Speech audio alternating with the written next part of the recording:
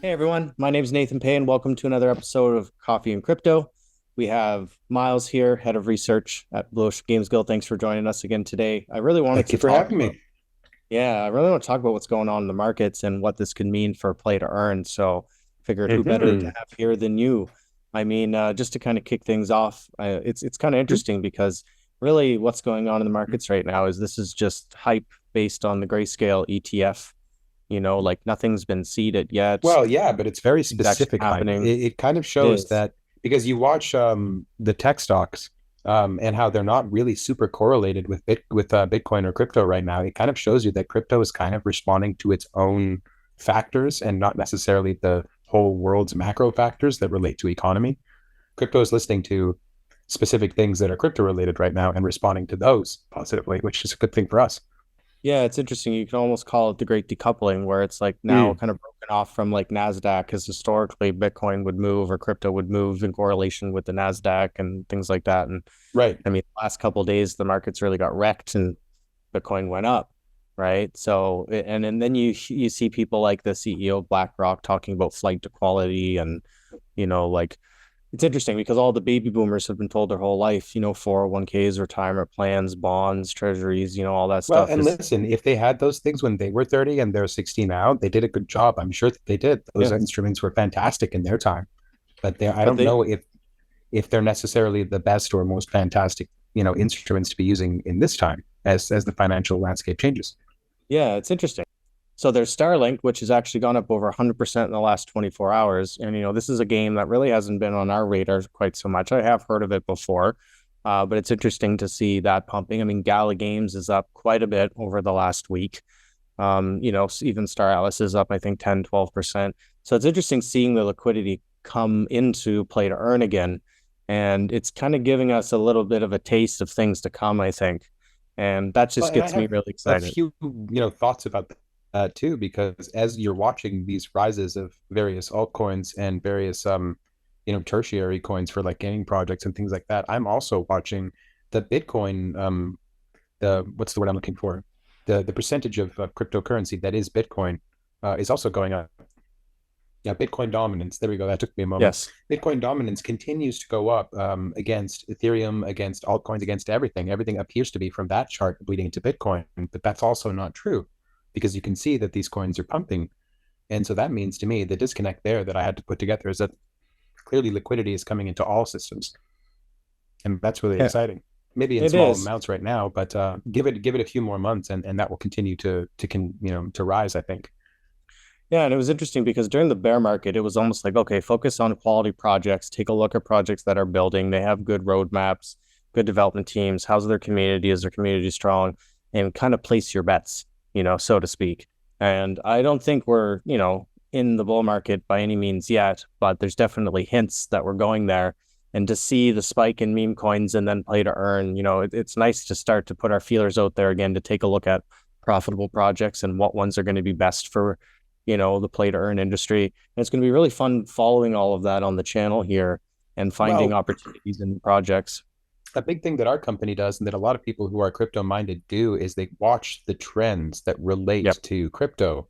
And that's really important because when the next bull run does sort of come, whatever things that you have your money in, you wouldn't coins that you're looking at, you want to kind of look at if those coins are going to line up with current political and social trends. An example would be whales in the crypto space are concerned about their privacy.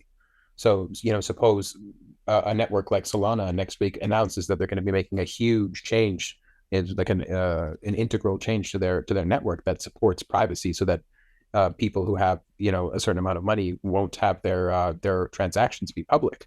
And if they could figure a solution out for that, people would fly onto that. But we don't know if Yeah, that's that's going to not going to happen yet. happen. There's no way that we know, if any of these like little niche factors will happen yet and where they will happen, which is why the old "don't put all your eggs in one basket" thing really comes into play here, because there's at least 20 baskets that I might want to put eggs into because they all look really, really, really good. You know what I mean? And we're Yeah, talking like I about an think asset about class that's super volatile. So if you take your total amount mhm. and you split it into 20 eggs and one of your eggs 20 X's, well, that's pretty great. Yeah, I don't think they can ever make privacy for transactions. That's kind of inherent with blockchain. But I get your point. It's like something new, something Well, innovative. yeah, and then an example would be privacy coins. Privacy coins are something that a lot of big players are really Yes. interested in because they're interested in shielding their transactional history from those who might follow them. Now, as far as play to earn projects, there's you got all the big players, right? I mean, there's Sand, there's Decentraland, there's Immutable X, there's Gala. We're kind of seeing pumps in all of those, and I think Immutable X is a good one to be in, not So, I financial mean, advice, almost but 10 or 11 months ago, I had a quick chat with one of the people who works for Immutable X, yep, I actually, a remember couple that. of the people who work for Immutable X. And what they were talking about at that time, and I can see they followed through with their ideology, is that the key, the most important thing for this gaming ecoverse to like work properly is that everything has to be somewhat interoperable. And Yes. so when I look at a project now, I look at, how nice is this project? What's the quality of it? What's the quality of their infrastructure? But I also look for, is that infrastructure compatible with the rest of Web3's infrastructure? Hmm. Example, if you're playing a game like Avalon the Druids, which is on Wax, it's also on IMX and it's also on X and it's also on Y.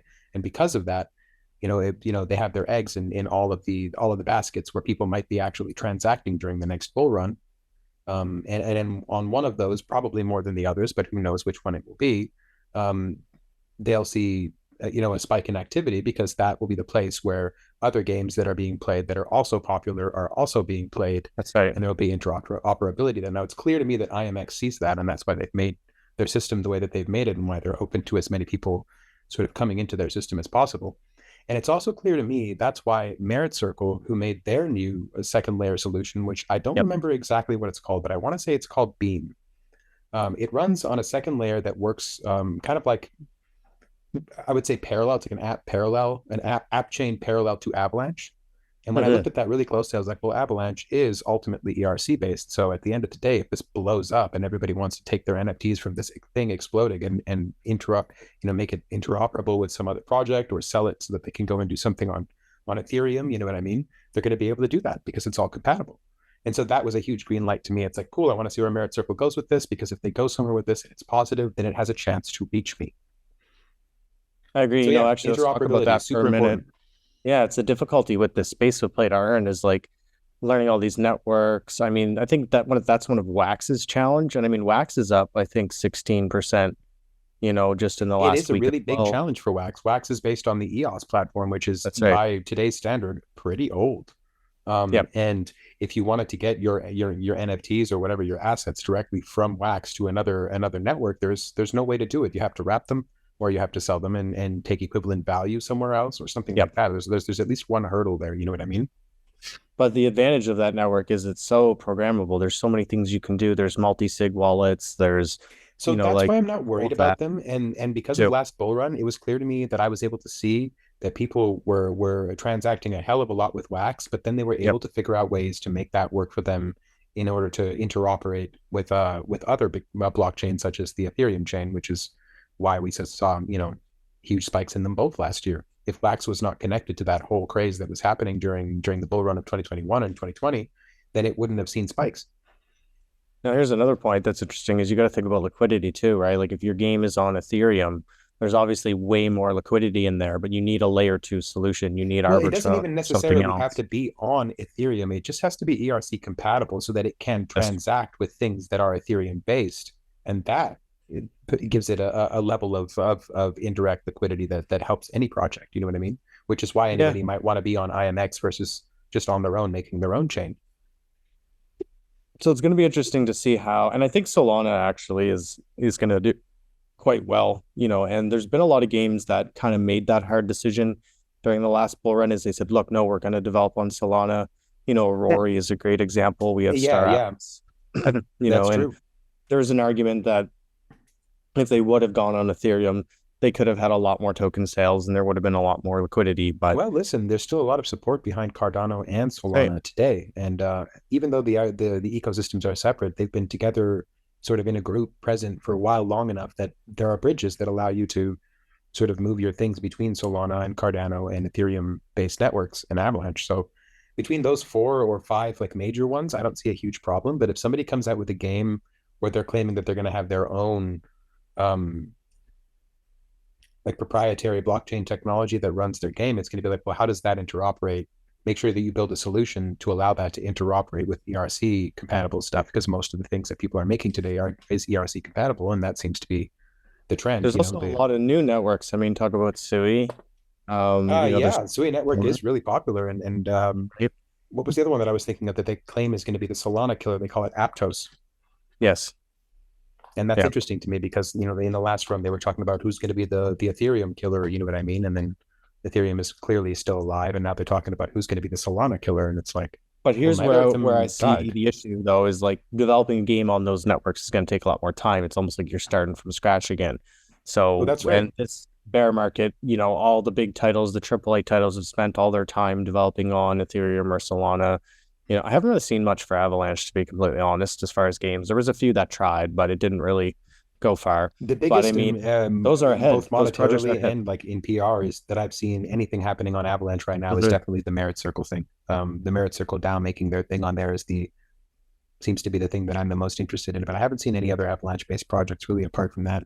Yeah, But and they are going to be an Polygon, ecosystem. I can't think, forget about Polygon. yeah, that's true.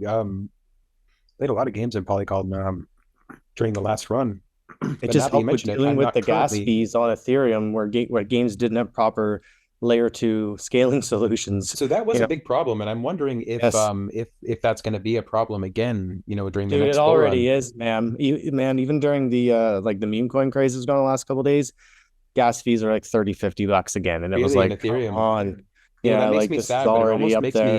it almost makes me excited again. You know what I mean? Because we haven't seen gas fees like that since the craze. You know what I mean? Now, I That's don't true. want gas fees to be high, but it is exciting to think that that's an indicator for more And activity games coming in the know they future. need these layer two solutions, in their Well, game. actually, speaking of that, I wanted to talk about another project that I came across. Only for a moment did I get a chance to really look at Mhm. it, but I think what their concept is, they're called Ready Games, and what they're doing right now is they're making deals with developers who are currently developing Web2 games, and they're trying Okay. to create a platform. I'm assuming that's ERC compatible that would allow them to add Web3 elements to their games that they're already developing, then be represented by Ready Games, and then thus interact with the blockchain network. And Ready Games is touting that any game or any developer that has a deal with them, that their product out of the box is already compatible with the Apple Game Store and the Google Store. So that's really exciting. That is. I mean, that's where we kind of have to see things go. I mean, look at Mavia, look at Avalon. They're really leading the pack in the industry because of the compliance stuff. True. And So but the if other thing is, like, companies all can of the work the and amount of help, energy that those game developers have had to put into that to that's come up right. with those solutions. Well, maybe Ready Games has that solution just all boxed up and they just need to sign up. You know what I mean? I don't know that yet, but Exactly. we're going to start seeing games, and some of them familiar Steam games, coming out in this Ready Games platform in the near future. So we'll have to keep our eyes on that. Yeah, If we got to keep a close eye. I think that's going to be huge to really help these projects move into the space. Now, it's interesting because I almost think they should just work with Web3 projects as well because of the Oh, I'm compliance stuff. certain that they're And I'm working sure with they will. developers who are Web3 minded also, but I think that they're the majority of the developers that they have signed on already, the idea is that they were already developing games, and they're going Yes. to, here's our product, you can just easily integrate it into your game, and then it will be, compliant and Web3 enabled, which is pretty cool. So just to kind of digress a little bit, that's exciting. But I'm really happy seeing the liquidity coming back into play to earn because it is super volatile, right? Like anyone who's been here for Absolutely. a long time knows Absolutely. that very well. But that's to me one of the most exciting parts about it. I mean, So a lot of the there- people that I watch, like the people who influence my lines of thought, Mhm. are people, because I'm a person who's very heavily biased, and so I try to make a point of getting information from and being lectured at by people who are not biased in the same way as me, so that if I see my biases in what they're saying, I can trust them because they're not biased that way. So, a couple Mhm. of the different people that I've been watching, and a couple of the different articles that I've been watching, have been talking about this sort of 56 or 57% Bitcoin dominance number that appears to be the number that people are expecting Bitcoin to rise to in terms of dominance before it starts to go down, and people start moving their assets away from Bitcoin and into altcoins, which Altcoins is and everything obviously else. that's bull run talk. But the Bitcoin dominance is at like 52.5%, which is steadily rising, and that this is in contrast to 6 months ago, where the Bitcoin dominance was high, but everything seemed absolutely empty and things were falling, falling, falling. Well, now we're seeing the altcoin market rising as well as Bitcoin dominance rising, and that just means that there's generally more numbers, more liquidity. You know what I mean? That's Yeah, really people are exciting to coming me. back into the system. And I That's mean, I right. wouldn't say like it's interesting kind of following some of it too. Like there's pullbacks that can go on. I mean, Starlink's a good example. I think it's up 110 or 111%, in one day there. But I mean, that's a risky move, right? Do you get in now? Or, I wouldn't. That's a huge move in a single day. But like I could be wrong. That could be the first step to a moonshot with this project because it draws in so much attention. So you got to be careful. And that's why I think kind of what our strategy's been at Blue Ocean Games Guild is really the correct one. It's investing in projects that we believe in for long-term potential, because then we're not chasing the market and trying to day trade play to earn tokens, which can be quite fun and can be quite profitable, but you can't win them all. There's huge wins and huge losses. It's But if such a you get volatile space. behind but if you can get behind a project that has long-term potential, is following compliance, it's kind of like we were talking about that other company. The bear Well, market was really the best time and to I've get said this for involved. quite a while. A lot of people are thinking about, I want to get into Web3 gaming, or I want to, get into Mhm. like altcoins and things like that. And they think, let's go find that one project that you really, really believe in and put all your money into it. It's like, that's a bad idea.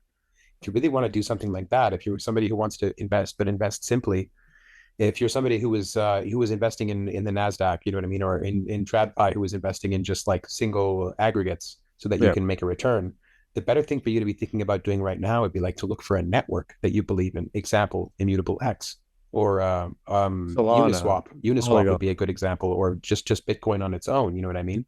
Because those are aggregate of a lot of people's motions, I guess, a lot of people's liquidity in the Web3 world, and so you can see your gains sort of up and down, less volatile as if you were to invest in a particular project or not. But I mean, Well, you know what? You bring you up can a good capitalize point on the because entire craze basically that way. here's a way to think about it. Like when you look at a network, there's only so many things that a network can do, right? So like swaps are an example of a network. You've got Pancake Swap on BNB, you've got Uniswap on Ethereum.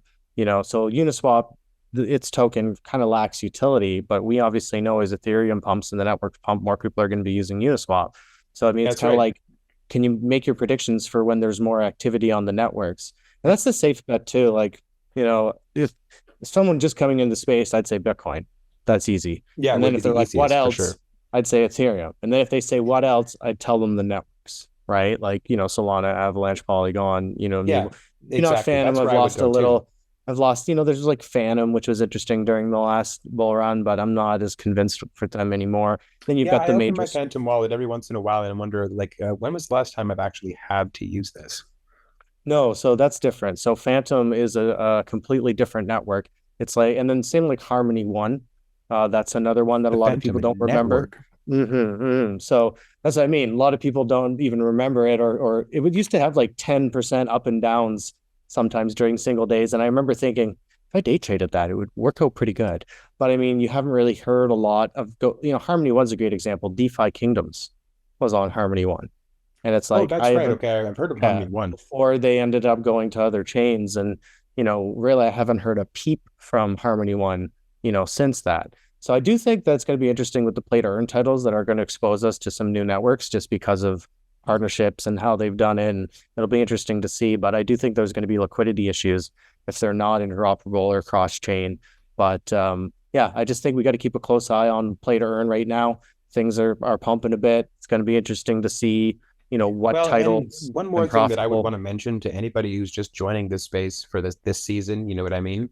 A lot of crypto like play to earn games, I guess you could say, that we're launching during the last bull run. We're launching with the intent and the clear intent that we're just starting development on this game. This is what it's going to look like. This is we've got like a minimum viable product. But when you're starting development on a game, like again, you're not expecting to see a finished product for at least 5 years.